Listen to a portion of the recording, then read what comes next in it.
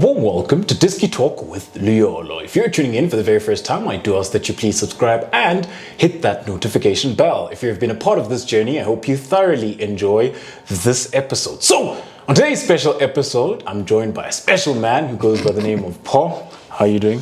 You good, young man? I'm good, Grotman. I'm good. Thank you very much for joining me. Anytime. Yeah, Anytime. Looking forward to it. So, on today's episode, we're going to discuss all things CAF Champions League, as we do know that we have reached the quarterfinals, and we will be discussing Mamelodi Sundowns.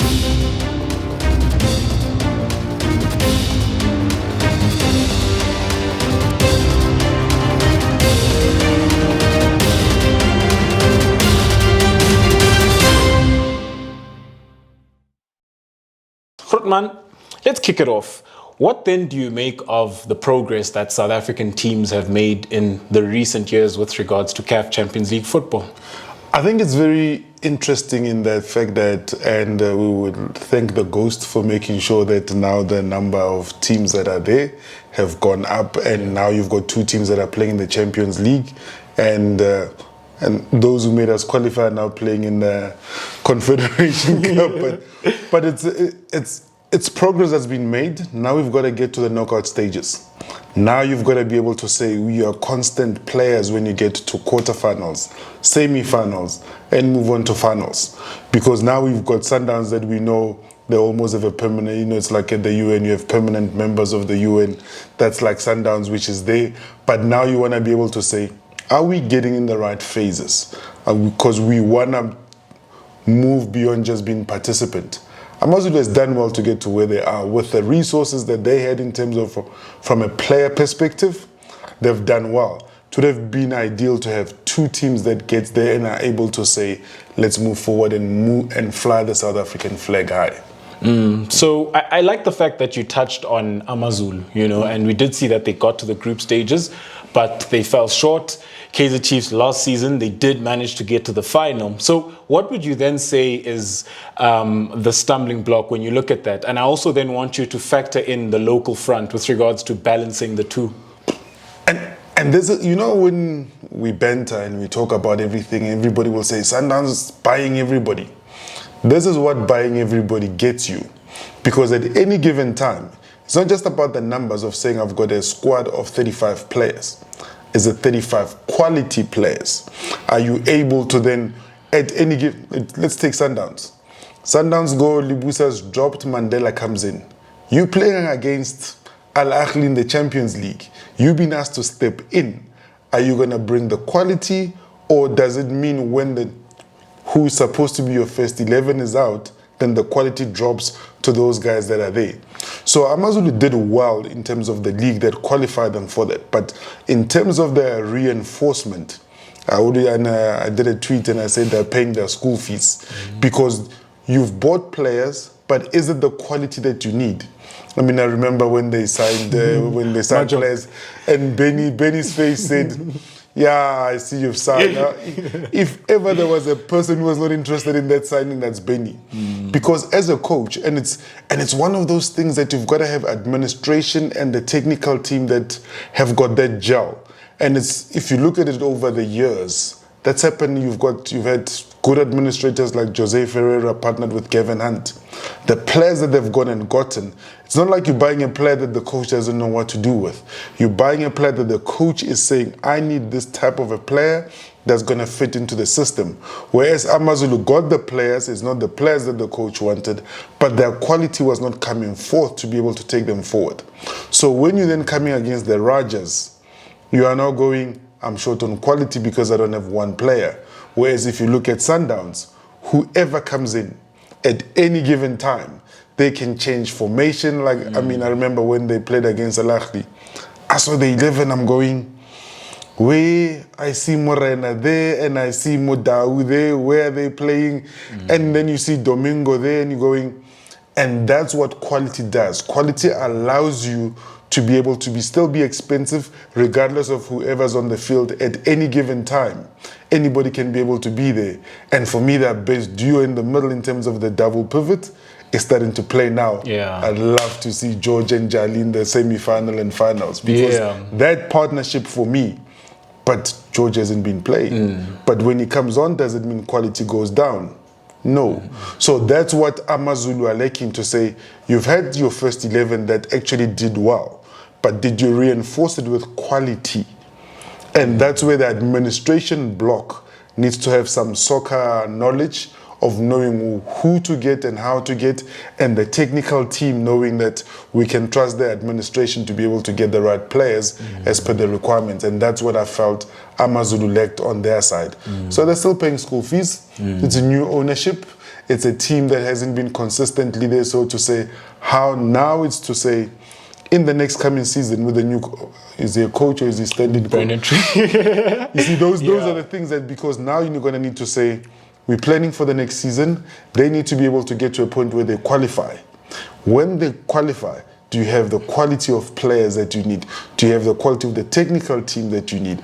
Those are going to be critical things. And I love the fact that you touched on the administrative side, you know, and I think it's something that tends to go unnoticed, especially as football fans. You know, we just look at what happens on the field and that's it, you know, and going then deeper into both the administrative side and also the traveling, you know, because those are two aspects when it comes to Champions League which tend to hinder a team with regards to their progress. What would you then make of those two aspects? You've got to remember, and that's where quality then becomes a big thing.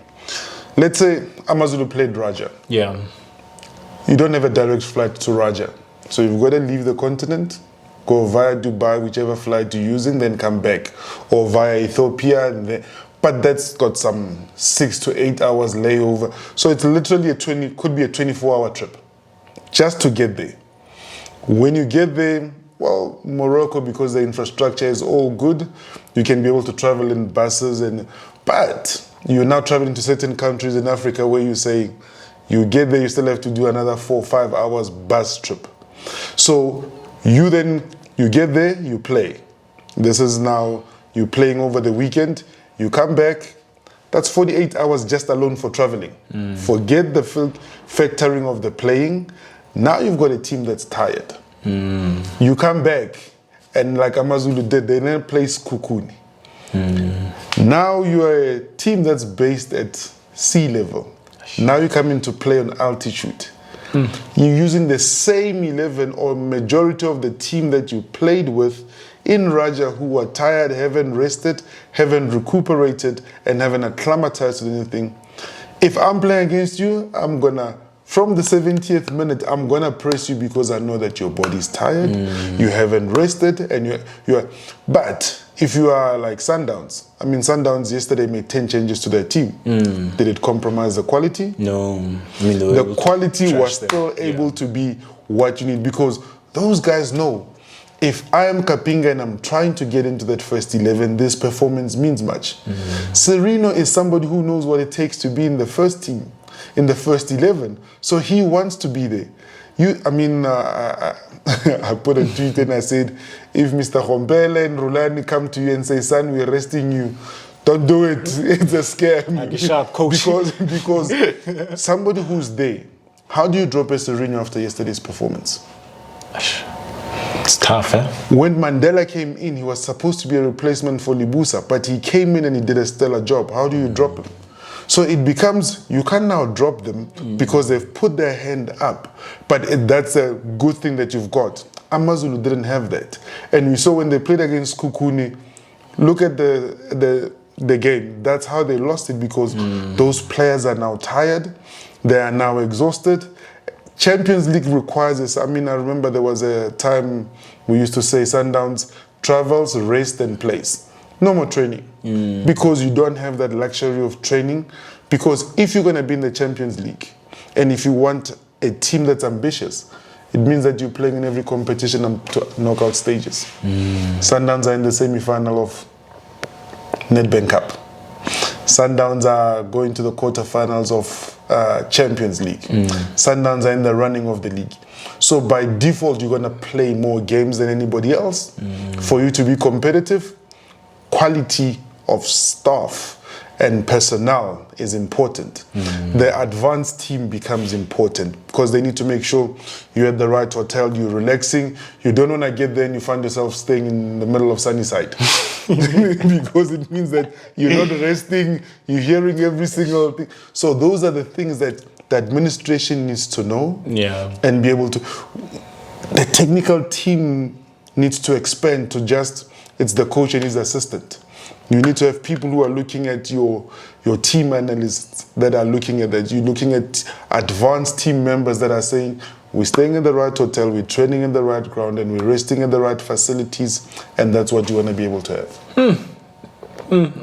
I like that. And let's then look at it going forward. If we're to have South African teams which are able to compete, because earlier on you did mention that progress has been made, yes, but now we need to get out of the group stages. We're supposed to get to a point where we can get to the quarterfinals and the semifinals. What then will be the catalyst with regards to that progress if we're to see multiple South African teams being able to break that barrier? What do you think is important then? I think one, you need to have within the team structure. If you look at most international clubs and if you look at clubs, you want to have a technical director who is now understanding, or technical team that understand, the head of the technical team that understand what it takes, because this is somebody who's going to be able to tell you which players to buy, which system are you playing, who the scouting team is going to. So all those things then create whereby if you're buying players that are going to fit into your system. If you, and I'll use the best team in the world at the moment, in my opinion, it's Liverpool. Forget what City are doing. But you are able to say, if you buying into that system, you need ideas that's going to come and fit into your system. You're not saying I'm just buying a player to do the numbers. You already have players that already have got to say, this is what I'm going to do, this is what my role. Look at Ralani. When it came out that Roland is going to Sundowns, I'm going, but because there's a system, he's fitting in very well. Mokoena comes in, he fits in. So you're now having a system that is now determined. So the technical heads are very important. Your coaching staff as the technical unit, you need to have a very clear understanding of from, okay, not everybody's going to have 3 coaches. So most teams will still have 1 coach, an assistant. So all those people, your medical team, your fitness team. So it means now your technical team is expanding. Because you need to have analysts that are focusing on your performance locally, and you need to have analysts that are focusing on your African safari. So you're now going, all those people, now you're no longer having a technical team of 5 people. You're now having a technical team of 8 people, 9 people. Then you put in your medical team, because when the injuries come and happen, you need the best to be able to say who's there, who's available, and then you need to buy the right players. Not just your starting 11, not just your match day 18, but the entire squad should be of the quality that then says it matches your ambition of going further in Africa. Because the further you go, it's almost like the distance become. If you look at now, the teams that are left, it's the ones in the north and the ones in the south, which means your traveling is now a bigger issue. You're now 24 hours on the road. 24 hours, all those things are going to play a big factor. You need the right technical team, the right players, and to be able to say, are you bringing the right quality to your team? That will ensure that, because if you look at it, when Maruma Gallants were playing in Africa, they were doing well, but they were suffering locally. They were very slow, eh? They couldn't pick up a point at all. Because what you're doing, what it takes out of you to travel, and you come back, you're playing against a team that's fresh. You're playing against a team that hasn't played. If you're playing against take Kaizer Chiefs, they haven't played any other game because they're out of all the competitions. So you're now going, they've rested. They only play on the weekend. I mean, they played, 2 games in the last month, and they're going to play another 2 this month. So you're now going, they're fresh, you've traveled, and you want to be able to perform at the maximum. So those players that haven't traveled, you want them to say, Coach, I'm putting my hand up. and you want to have a place whereby the team is forever competing to be players are competing to be in the team, and that's what you want to be able to have. That will ensure that we get further in Africa in terms of what we're doing. Ngizwile ke ama technical team. I'm a team ngaphandle. I'm joking. I'm joking. But you did mention that the teams left then within CAF Champions League. We've got the North, we've got the South, and the draw was conducted then. So in the first quarterfinal, we do have Al Ahly versus Raja Casablanca. What do you make of that, and who do you think wins that one? It's going to be tough because Northern Africans, they know each other very well. Yeah. And what you've got is that those are powerhouses. So now with teams being able to go back to the stadium, I mean, I watched when Raja played, the fans are something else. Yeah. If they let fans back at Ali in Egypt, that's going to be something else. For me, I think I would like Raja to win. Is it personal? When you get to the knockout stages, we beat Ali twice as Sundowns. They're going to come here with everything that they've got just because of their Al Ahly. And you look at who their coach is, say Hamilton. So he's going to come, then it's going to be, so you want to be able to say. And based on the current form of what's happening in their current leagues, and Raja carried a momentum into that. Al Ahly was stop and go in terms of the group stages. So maybe that momentum will carry them and be able to do that. And if you look at Ali, they lost a game over the weekend. So they're not coming into this confidence being up. So you want to, if you've got them down, choke them for all he's got, because if you give them the chance to breathe, they know how to win. Their coach knows how to win and the team knows how to win. So you've got that momentum, you want to be able to say, let's hold them. So I see Raja coming out. You see Raja coming out. And you mentioned something about them knowing how to win. How key does experience become then in these stages? Because we do know that there are performances which you look at and you think, you know what, we played well, we imposed ourselves, and we managed to get the result. But then there are those performances which you get the result, but it was an ugly win. How key does that become then for Al Ahly? Watch every world over, big tournaments, be it Champions League, be it the World Cup, be it the Euros, be the CAF. What you've got there, some games that you've just got to grind results. It's finals 9 out of 10 have turned out to be the most dull of games because everybody just wants to grind. So all those things, you've got to be able to say, game management is important.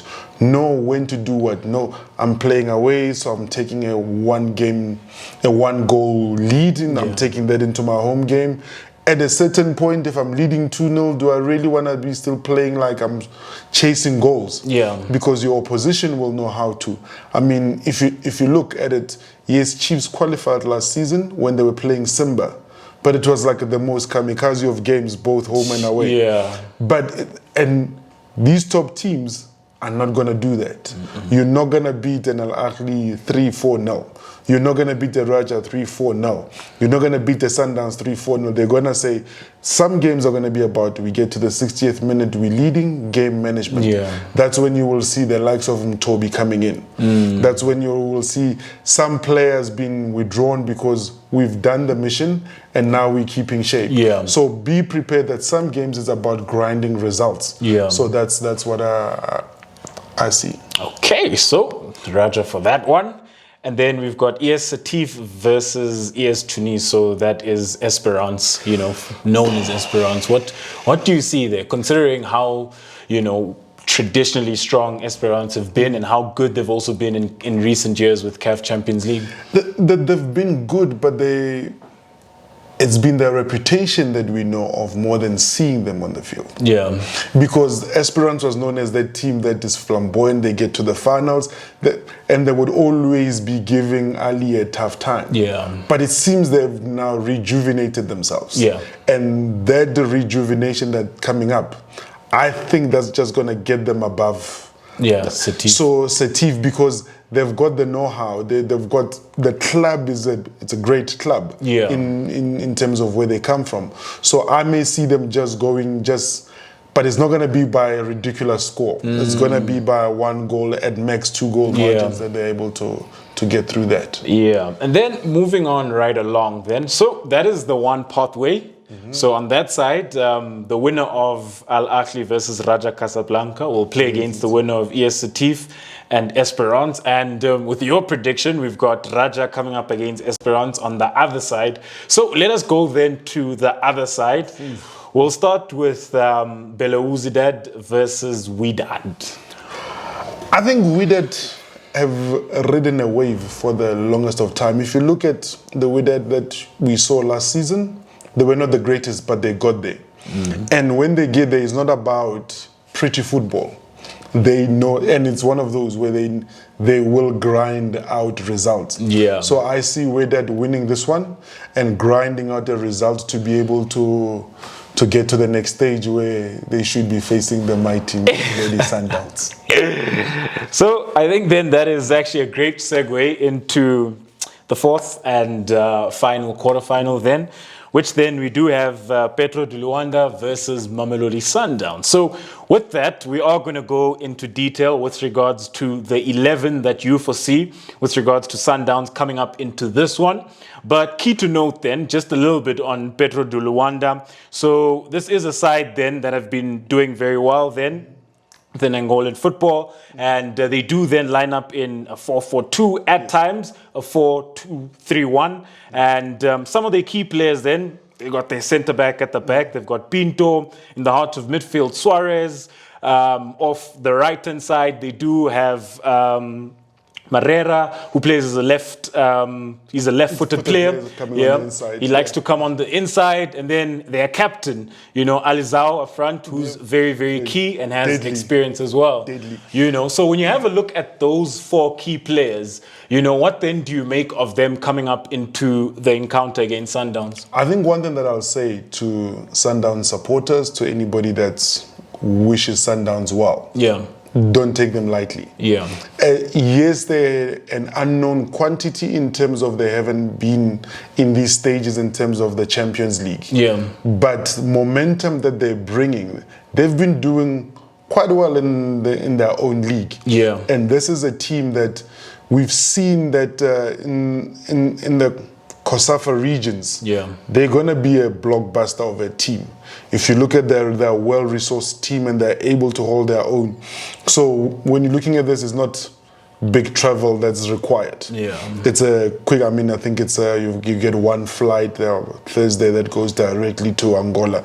So, but this team is not going to be a walkover. So Sundowns have got to be, and the good thing is that you've got a technical team that's very sharp in terms of, from a Sundowns perspective, that's always going to be able to do that. Sometimes I always say, the problems that they have are good for them because even the players that are coming are now, you're coming with players that are fresh because they rested over the weekend. Yeah. You've allowed that. The only thing is that resting means that now momentum goes away. But, Andile Jali has been putting good performances. Yeah. Georgie Poji is now coming back to himself and he's finding himself. Yeah. He's got more assists than some players that have been playing for the longest of time. Yeah. So you're now going, that quality should be refreshed, that quality should be able to come to there. I mean, if you look at the way that THEMBA Zwane played against Al Ahly. And against Al Ahly, the formations that Sundowns used, most of us didn't see that. You had Morena up front, you had Shalulile on the wing, you had Domingo. We didn't see that. So now it's going to be, do you go back to a Zwane, Ralani combination there? Do you keep a George and... That one don't please them. Let's look at it then, Krotman. We'll start. Which shape are you going? Which shape do you think that you guys would go with going into this one?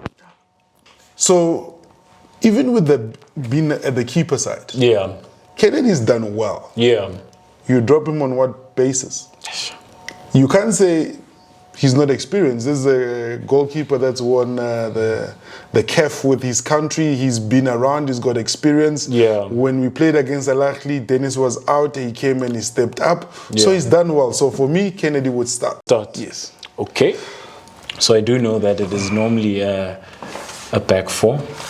I know they're not going to go with some... No, this is not not experimental. Some weird shape. So for me, if I have to be very honest with you, and I think the backbone of Sundowns' great performances within CAF Champions League has definitely been their backline and their defense because of how solid they've been, you know. And when you look at the most two important zones with regards to a defensive perspective, you're looking at the danger zones, you're looking at your box, and then you're looking at zone 14, which is that. And if you're able then to guard zone 14 and defend your box very well, you give yourself the best possible chance of winning, you know, and I think they've done well from that regard. However, what is your back four going into this one? Modau, because he's very solid. Yeah. And if you're looking who he's coming up against, he's coming against very nippy players. Yeah. So you want to be able to say, I'm solid at the back and I'm solidifying what I've got. Yeah. I mean, Modau has been very solid this season. Yeah. If you drop him, there needs to be a very, very good reason. Yeah. He's been very consistent. He's been giving very top performances. Rushin puts himself in the team. Yeah. We are grateful that in France they didn't take him. So Rushin is very well rested. Yeah. Had he played, maybe the goals would have been a lot less. Yeah. You know. And then this one was the one that if you'd said to any Sundowns supporter, do you see Mandela being somebody that's so solid? And they said yes, I'd say they're lying to you. Yeah. Because we saw the captain as Libusa being the one that's there. Yes, he had a couple of slip-ups, but injury has now allowed Mandela to come in. Yeah. And Onyango has stepped in with aplomb. Yeah. So with that, you then say, this combination has been solid. You keep going with it. Yeah.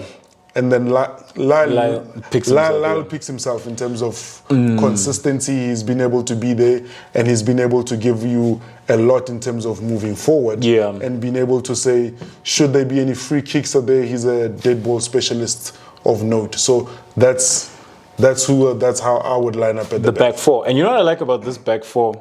They're the ones then who were keen keeping all the clean sheets that Mamelodi Sundowns had in the group stages. And once you start playing off each other, you tend to know each other's mannerisms. You tend to know who will do what, and you read off each other, and you're able to. So it's not somebody's new. Yes, you train together, but match situation, you know that Rushin will be able to clean up anything. Mandela's solid. Yeah. So you want to be able to say, and they're starting to anticipate very well of each other. You know Modau, he's not going to be going all the way to the top, but he's going to be, yes, nowadays, if situation allows, he goes up, but you do know that you've got a solid right back that's going to be able to stop anything that comes. You don't want to give the Angolan guys any room moving forward, because now you're exposing the zone 14 in terms of what they can be able to do on their side. Yeah, and I like that you mentioned these two, and you mentioned nippy players, because when you look at Petro De Luanda, like we had mentioned earlier on with Marrera on the one side, and then there's Texera on the other side. You know, those are wingers who are very quick, very nippy, and with Petro De Luanda, they do tend to penetrate through the wide areas, you know. So how important do they become with regards to their tactical and defensive discipline? I think it's, for me, what you then do, because what then tends to happen most of the time is that Sundowns then plays this way. Because Lal will then be the one that goes up more than Modau would. And then he tucks in there, and then it becomes that shape that you're able to do. Yeah. It's not whether both of them are carrier. So that discipline that comes with Modau being able to be there, you're going to need high discipline. And say, we can play off the left. It's okay. But you can be able, but also what's going to be important is my 12 and 15 pivot guys. Yeah. Because so who's your 12 and 15 pivot guys? You in the past games, they've picked themselves. Yeah. The skipper being Jali and Georgie. Yeah. Georgie has come and said, I've been here, I've been putting in the work, and he's been putting solid performances. Yeah. Whereby you're now saying, can we take this to the Champions League with him? He's got the experience, he's got the maturity as a player where he can be able to read off games, to be able to give you a pass. I mean, if you look at the assist that he had against Swallows, you're going, whoa, he's still got the range of passes that's able to be there. So these two become key, because should any of these two go forward, they're not going forward. Yeah. they're now starting to cover for whoever's been able to be there. So for me, those would be my two pivots in terms of Vuchali and George. Malek. Yes. Yeah, and I like the fact that you mentioned that, and it's then one of the key aspects of how Sundowns have been building up. If you've noticed, sometimes they'd build up with the back three, where the one fullback would look to tuck in, and the relationship between these two fullbacks with regards to their positioning, because when you look at it in previous times, Sundowns would be very offensive. Yes. Early on in the season, you had moments where they would both offer the width and they would both go, but now when one goes, we're having one looking to tuck in, and then vice versa. So, I really like that. And also then, when you look at this pivot, let's go into this pivot, because you did touch on them. And, I think this is a very, very strong pivot with regards to what they allow those forward line and creative players to do. And also then the cover that they would provide should the fullbacks be looking to push up, And when you look at George, let's look at George in depth. This is a player who moved to Sundowns, and we do know that he struggled a lot, but it does look like he's really had very good performances, and it does look like, he's put his name into the hat. What has impressed you the most about George? He's forced his name into the hat. Yeah. Because what has happened is that, and I'm going purely based on what the coach has been saying in terms of press conferences and after them. Yeah. George has been where once on the verge of that, of going into the team, he'd get an injury, which then means it's Sundowns. Somebody who steps in, they take your lunch. If somebody then... But George, what you're getting with George is that even when you're defending, he can still release a pass that... It's not just a pass that releases pressure, it's a counter attack that he's able to then say. If you look at the goal where Shalulile scored against Swallows, it was purely from a long pass that released the pressure from them, but automatically it puts you in an offensive position where the front guys can be able to then finish off that in terms of making sure that... But Andile's got an engine that runs. He can run from, the whole 90 minutes, and he gives you a shift. But also, because of they are now senior players, their thinking is different. Yeah. You're not just getting somebody who gets easily excitable. It's guys who know how do we manage the game? What is it that we need to be able to do? They're going to be able to...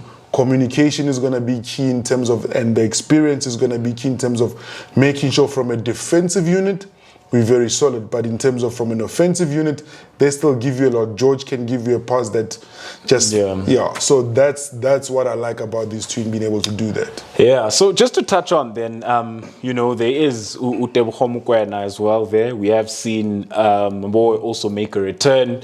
But a person then who would be in a better situation to actually be considered for this game would be Tebogo Mokoena. Do you see him possibly coming in? And there's Mvala as well, who I know that he should more or less play the role of sort of closing up shop, But what do you make of Tebogo Mokoena? So, and for me, and that's the beauty of having a quality team.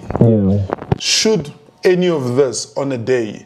If you were to switch and say, because I can't see them switching Jali. Something has to be...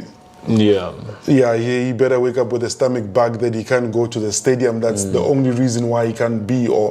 But even if they don't play George and they play Tebogo Mokoena there, it would still fit. My one concern would be, with Tebogo still being literally new within the team, he's still getting to know certain dynamics that are happening within the team in terms of who's who, anticipation, who's doing what. As an individual great player, he's starting to fit into the system, but he's still getting to know the system. So that's why George has been there. Yes, he may not have played, but he's been around the team long enough to know who does what. And the chemistry that he's got with Andile, second to none. And I like that you mentioned that, because when you have a look at this area, we also do know that you guys do have a specialist who goes by the name of Rivaldo Kotsia, who is obviously currently injured. What then do you make of him, especially when it comes to CAF Champions League? Because we do know that when he plays within the DSTV Premiership, he walks it. It looks very easy for him. But when it comes to CAF Champions League, there have been those underwhelming performances where sometimes you feel that he lacks a bit of aggression, maybe he doesn't cover enough ground. What then do you make of that? And do you think then that he is the adequate defensive midfielder for CAF Champions League? Or do you feel like he sort of comes short and he has to improve in this regard? I think if you look what Riva gives you a lot of shape. Riva's not easily excitable. Yeah. You're not going to find a Riva trying to score goals, even on a...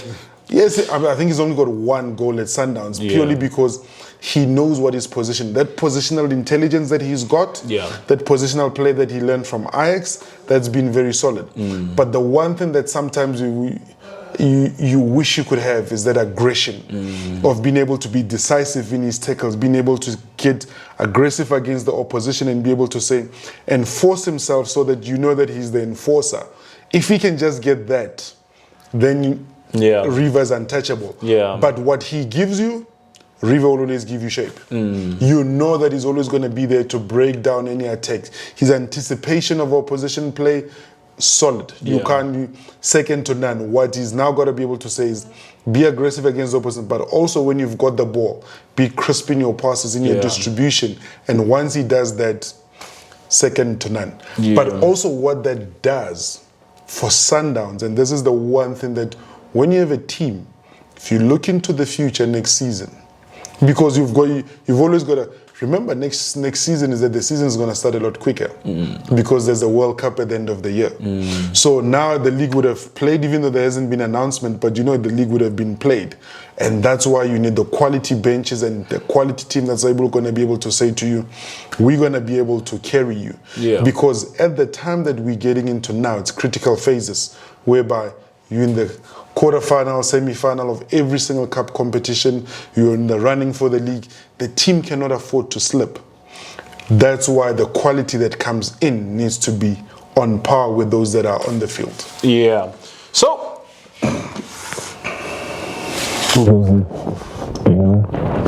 I know. He's made this, in terms of the Champions League, his favorite. You can't go anywhere else but jersey number 18 there. Because if you watch how much fun he had, I mean, I remember I was sitting next to a staunch Sundown supporter in Taji when we watched against Al Ahly.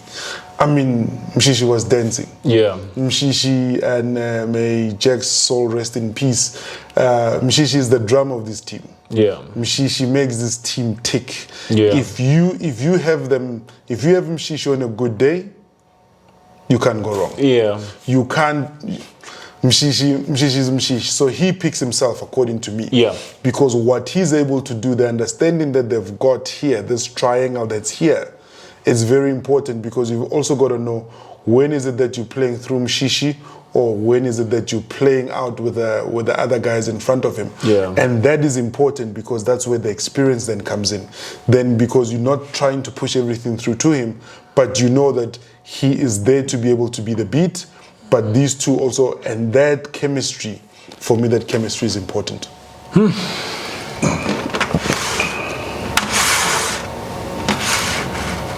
Let's start here. What's been interesting about Sundowns is that we've seen Shalulile. He starts off the right-hand side. Take me through that. What do you make of that? And I think I started seeing it crisply against Al Ahly. Because, and I remember, that's why I said I was sitting next to the Tascom. When you look at it, the expectation was that he's going to be here. And then he went here. But what that says, I mean, there's a say that we like to have, and I think I've heard a couple of people say that at Sundowns there's coaching. It means that now Peter's able to now, he's making late entries into the box. But he's also carrying the ball into the box. So that has allowed him to play a very different style of football. But also, if he is not here, or he plays on the other side, you've got a Tapelo Morena that's now playing in a position that he came to Sundowns being accustomed to playing before we moved him into being a right back. So that then creates one of those that being able to do that, because if you don't have him there, one of the guys that's now putting his hand up in terms of positional play being able to play, you're looking at a Domingo. And you're saying, okay, he may be here, but with that, he's finding himself in very critical position where he's able to position himself, and you're able to say, he's giving us something else. He's giving you what he's got to do now is just got to work on the finishing. So, we've got Shalulile, we've got Domingo. Yes. Off the left. Ralani. Yes. So, there's one thing that I want us to go into, which makes... let's have a look at this front four in a sense, because Zwane would tend to join. Yes. And when you look at them, and we then speak of fluidity, positional play, and positional rotations as well, with regards to the pockets of space that they pick up. How then does the opposition look to contend with this? Because when you have a look at these players, at any given point, especially with these three, because Ralani does tend to stick to the left a lot more, but with these three, they can rotate very at any mobile. point. Very mobile. What does that give Mamelodi Sundowns in attack? It's an element of saying, he's not, from a Peter's perspective, he's not trying to be here and to be crossing a ball. He's going, I'm going to cut the pitch and be able to be there. And 9 out of 10, and this is when you now have Uchali and Maluleka, who are able to say, when they can find the ball, when they've got the ball from deep, they find that pass, then I'm most likely to find him here. Because what would then happen is that Domingo would drop here, you find him more playing very closely with Zwane. But he then moves into the space, because what he's done from a Domingo perspective, he's taken the defenders along with him. And just that line, in behind. Please watch for offside. Because in that line, he then sneaks in. And it's that 50-50 margin that you're able to say, how is he? And then he finds that space. And that's how he's scoring most of his goals and being able to be clinical in terms of finishing off. As we saw him against Swallows, being able to do that. So that's what you want to be able to do, because you know that Ralani on his side, Ralani will, if he goes in, quality finisher as well. And then he's got you've often got Lila K to offer that width on the left hand side. So those are the things that you're looking for. By the time you look at it, if Lyle comes up, you've got numbers up. But they'll cover you. So now you've got a team that's now saying, we will be able to cover. If you're going to be able to get the ball, if you're going to find somebody that's in the space, it needs to be a very good ball. Very good ball that comes. But also the player that receives it needs to be quality. But 9 out of 10, they've made sure that you've dropped back more than you've been up front. Are you now going to say, in terms of the formation that the Angolans come with, are you going to keep a player here and say you have the roaming right of the... So you now have got your opposition that's occupied with being defensive, but you've also kept structure. So that's what you want to be able to do. And I would agree with that, and I like the fact that you mentioned Utapelo Morena, who I personally think is a very important player to this Mamelodi Sundowns side, especially then the versatility that it gives you and the different options that he gives you as well, But which are some of the other players then who can possibly come off the bench and that you've been impressed with, and players that can offer that quality as well? So you've got, if George is starting, you've got Tetebucho Mukwena that's on the bench. You've got game management. You need somebody who's going to do the dirty work. You've got Mvala that will come in. So in terms of from those midfield pivot position, you've got people that can be able to come in and be able to be enforcers of that. You've got a Tapelo Morana that can anywhere. So the facility that he gives you. Because against Al Ahly, he started at the top. And then while... it was like you go into a team and you talk about him, he comes back, he's now a right back, and you're going, how did that? So that's what he's able to give you. Serino's coming back because with the game he had on the weekend, he said, don't forget that I exist. You've got Neo who's now saying, I've been here for some time and I can be able to carry my own. So you've got that quality that would be able to come within the team and be able to say, this is what I'm going to do. You've got a Mudiba who's going to be able to demand what he's going to be able to do. Should any of these not be able to do that, Grant will be able to step in Yeah. and still. So that's what quality gives you.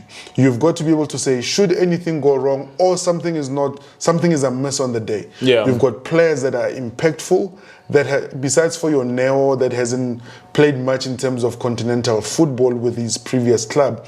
You've got the Sirinos that have been playing there. You've got a Tebogo Mokoena who's been able to impose himself in the national team and has understood what it takes and the responsibility that he's carrying. So the quality of Sundowns allows you so many options. If even if Mwini can't be able to be there, Dennis can still be able to step in and say, I'm here. So that's what you want. And Peters has been doing well at the moment to be able to say, how? So there is no department that you say you're lacking. And you know when Peterson plays, hey, the goals go in the other side. You see the games that Peterson has played, hey, the chance of scoring. But also what you've got the Lisedis, you've got the Mkulis that are going, I'm still here and I still want to be able to be there. So for me, for the Angola game, solid team. But the other thing that excites me is that for next season, you should be able to defend your title. While everybody's still trying to get players and be able to, others are going to be looking for freebies, others are going to be looking to find coaches and all that stuff. You've got a team that is solid.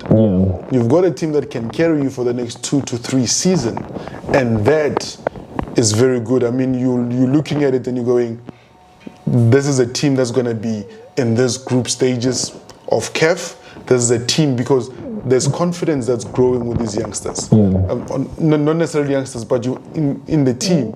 You've got Andile who understands what it means to be there. You've got a Deruk who was there last season. You've got a Muda. So a lot of players are getting a lot of mileage and know what it takes to be able to be there. And even at the back, you've still got a Libusa that can still step in.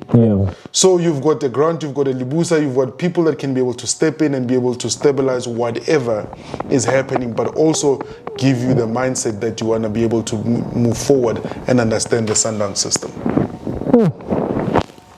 Tampo, thank you very much for coming through and gracing me with your knowledge. I thoroughly enjoyed this one. But we have to end it off with the prediction. What do you foresee with regards to Mamelodi Sundowns and Petro De Luanda? Because, with the other quarterfinal fixtures, you did give me winners, and I need a prediction for this one.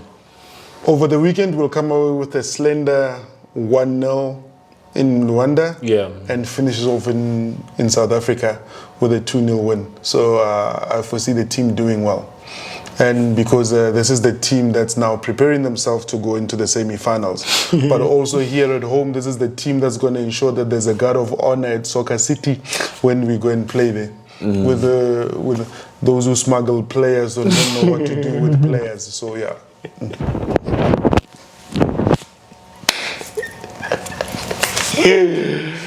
Ladies and gentlemen, thank you for tuning in to yet another special episode of Diski Talk with Luyolo. Please do subscribe and hit that notification bell, and please do comment and do share this beautiful football content as well. Tampo, thank you very much for everything. Thank you for the invite. No, thank you very much. I thoroughly enjoyed discussing CAF Champions League, and I do look forward to having you on Diski Talk with Liolo. This is your home anytime. I really enjoyed when you come on and you grace us with your wisdom and your knowledge as well. I'll say this.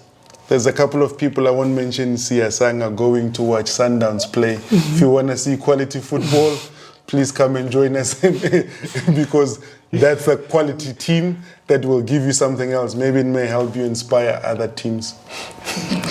Sure. I get you heard it, eh? Not, but please. Thank you very much for tuning in to yet another special episode of Diski Talk with Luyolo. Signing out. Thank you, sir. Shab Rutman.